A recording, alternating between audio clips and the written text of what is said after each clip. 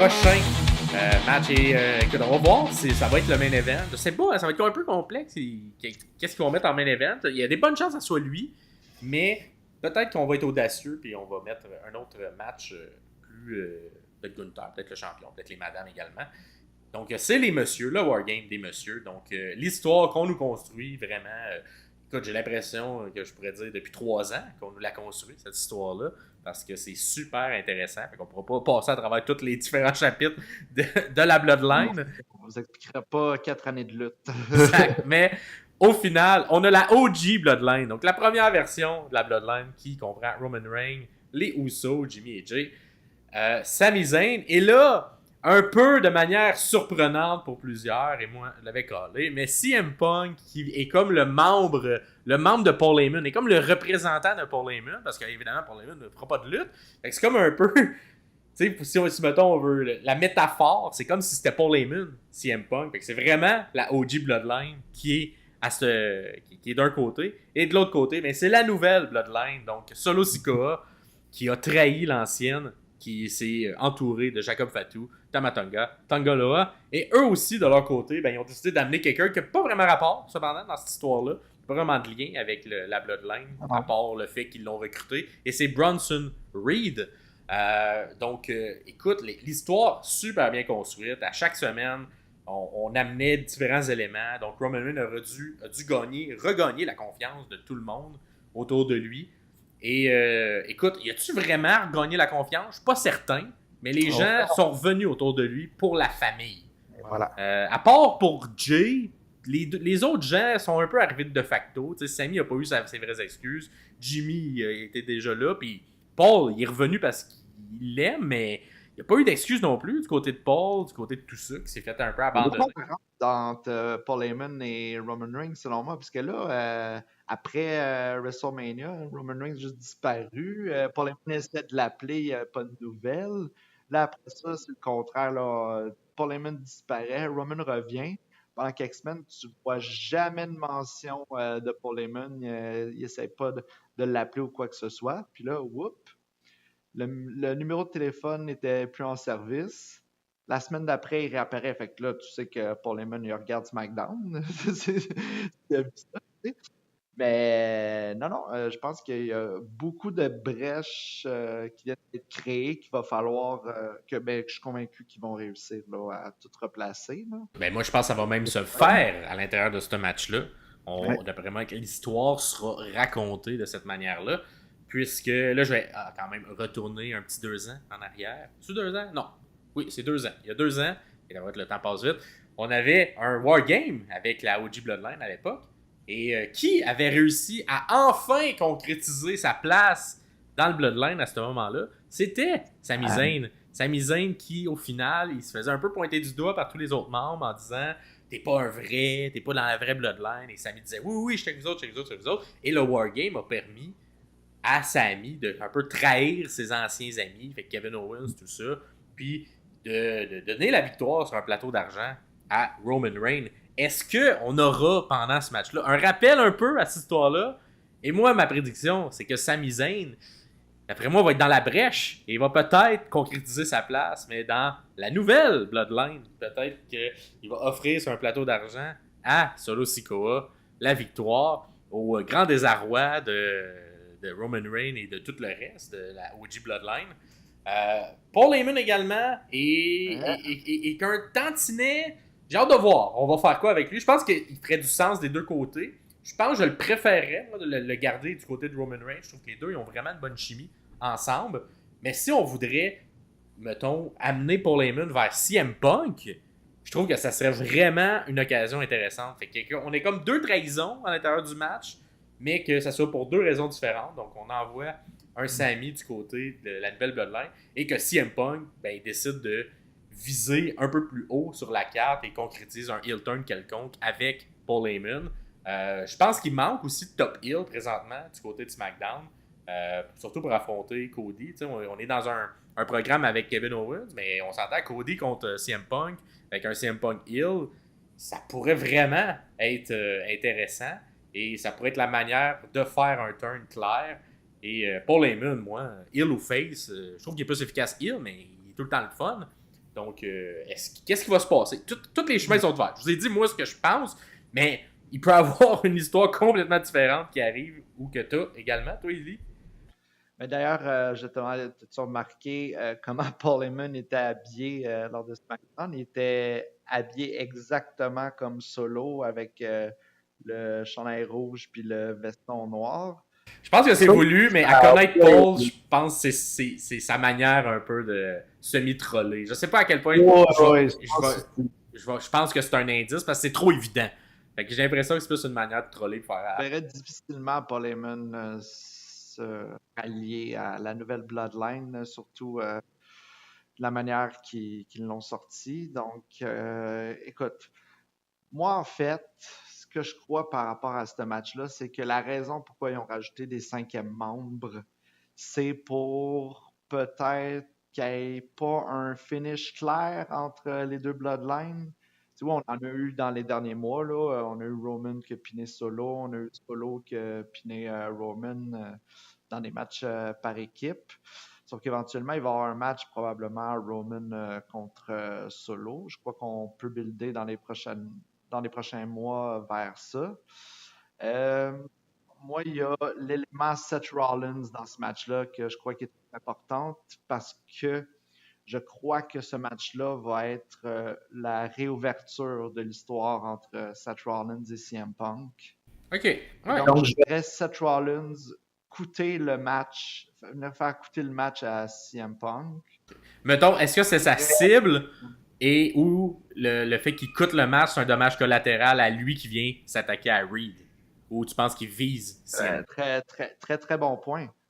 Très, très bon point. Puis je pense que les deux options sont très bonnes parce que ce serait pas pire quand même qu'ils viennent faire perdre CM Punk en laissant Reed gagner, tu sais, puis que là, tu as vraiment un programme clair qui se build entre lui et CM Punk, puis il laisse Bronson Reed de côté.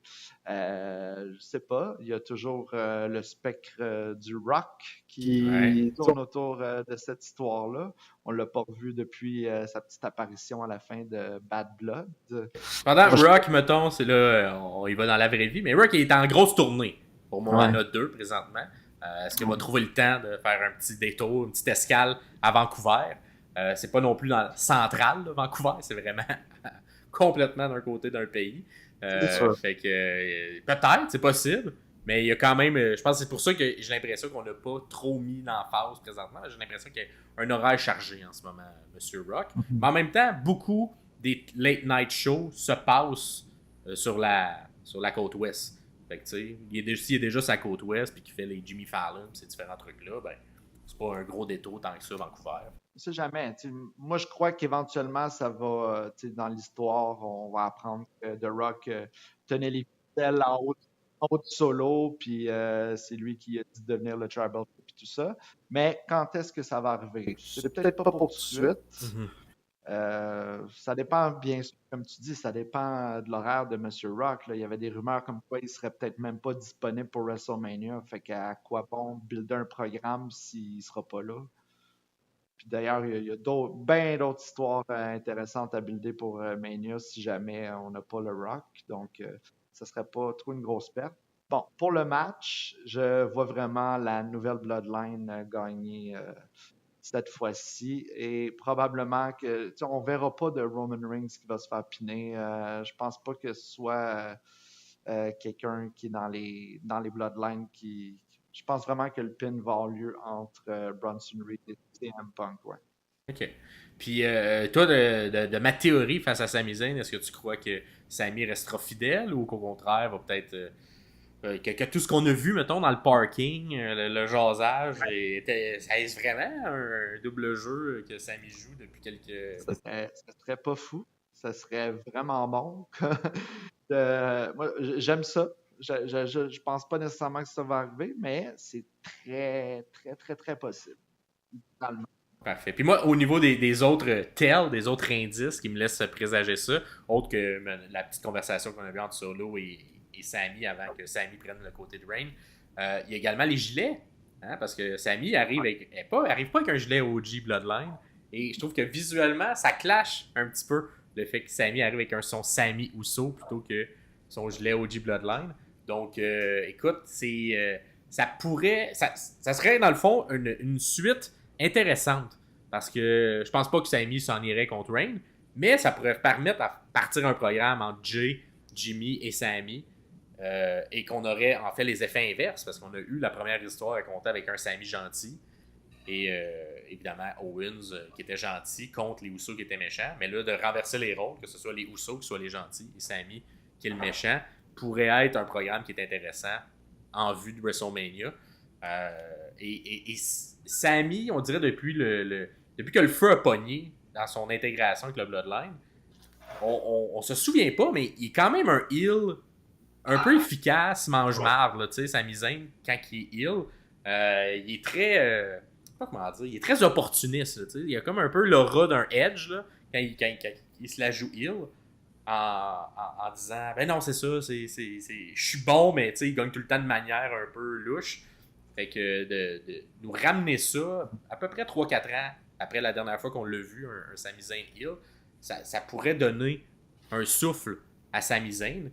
Et qui sait si jamais là on est vraiment plus loin au bout de la ligne, mais peut-être c'est de cette manière-là qu'il va se rendre à la ceinture pour la première fois. Et non pas de la manière gentille. Fait que, écoute, à voir. C'est quand même audacieux s'il décide de le tourner parce que C'est quand même audacieux, mais très bon comme babyface. Là. Ça serait très bien justifié. Là. Il serait capable de nous expliquer exactement pourquoi il a pas. Pourquoi il a turn justement sur Roman Reigns, puis nous ramener toute l'histoire d'il y a 2 ans. Puis écoute, c'est sûr, tu sais, dans cette histoire-là, en ce moment, Roman Reigns a beaucoup de comptes à rendre. Puis c'est bien beau de dire, ah, on est tous égaux, là, mais vous êtes tout le temps en train de le suivre. Puis vous pointez à Raw, puis lui, tout le temps à SmackDown, puis c'est tout le temps comme, oh, il faut que vendredi. Les dernières semaines, ça a été la même chose à chaque semaine. C'était vendredi à SmackDown, il faudrait que tu sois là pour voir Roman Reigns. Vendredi à SmackDown, il faudrait que tu sois là pour voir Roman Reigns. T'sais. Comme ça tourne, puis il s'est pas excusé. Ça a mis la seule affaire qu'il a demandé, c'est de s'excuser. Il l'a pas fait. Fait qu'il aurait très bien raison de tourner. Car il y a plein de brèches dans cette histoire-là, puis c'est très bon. Exact. Puis tu sais quoi? Ça ferait du sens aussi parce que on pourrait reformer Kevin Owens, Sami Zayn, mais du côté des méchants. Parce que les deux auraient les mêmes raisons d'haïr la personne qui haïsse. Exact. Donc, écoute, moi c'est pour ça, je trouve qu'il y a beaucoup d'éléments qui pourraient faire que ça ferait du sens. Évidemment, peut-être que Sami reste loyal, puis c'est un peu le même truc qu'on fait, puis on poursuit cette histoire-là. Puis l'arrivée de CM Punk vient également brouiller les cartes. Fait que, écoute, encore une fois, l'histoire du Bloodline, on le répète, mais à chaque pay-per-view, même si on dirait qu'on sait où ça s'en va long terme, comme tu dis, The Rock est probablement dans le portrait éventuellement, dans l'immédiat, quand on arrive au match, tout est dans le flou, on ne sait pas quel chemin ils vont prendre pour se rendre à l'éventualité où The Rock revient et est peut-être opposé à Roman Reigns. Et ça, c'est ça que j'apprécie beaucoup et que et qu'on... En tout cas, moi, je le reconnais beaucoup, la force d'écriture de la WWE face à ça. Et des fois, les gens sont trop rapides à encenser Tony Khan quand il n'y a pas la finesse de même si on sait où ça s'en va les choses, de nous rendre ça intéressant pendant qu'on est dedans.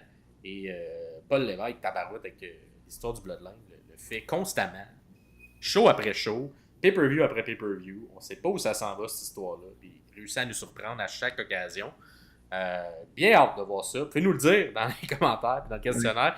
Il y a comme 1000 possibilités. Fait que probablement que la moitié des questions qu'il y aura, ils se réaliseront pas parce qu'il y a tellement de... On peut pas tous les choisir, là, ces chemins-là, pour qu'à un moment donné, il faut que bon, un chemin qui va être pris. un chemin qui va être pris, mais de la manière qu'on met ça avant, puis qu'on nous met différentes possibilités, c'est ça. T'sais, on n'arrive pas juste à un embranchement de 2 chemins. Là. On arrive à un embranchement, puis il y en a 6 chemins possibles, lesquels on va prendre, on va choisir. Bien hâte de... Dites-nous dans les commentaires qu'est-ce que vous avez comme idée. Gâtez-vous, là. Faire du fantasy booking, c'est une partie d'être un bon fan, d'être fan de lutte, le fait de se dire ah oui, je pense qu'il va arriver ça, il va arriver ça, puis nous permettre de, pour faire du bon fantasy booking, il faut qu'il y ait un point de départ qui est intéressant. Puis on a un bon point de départ en ce moment qu'on pourrait comme écrire 6 mois de lutte selon comment ça va se concrétiser présentement le wargame. Donc bien hâte de voir ce qui va se passer. qu'est-ce qui va arriver dans ce match-là. Abonne-toi, oh abonne-toi. Les sommeliers, c'est l'endroit pour la lutte et ses moments forts. 2 fois semaine, c'est notre accord.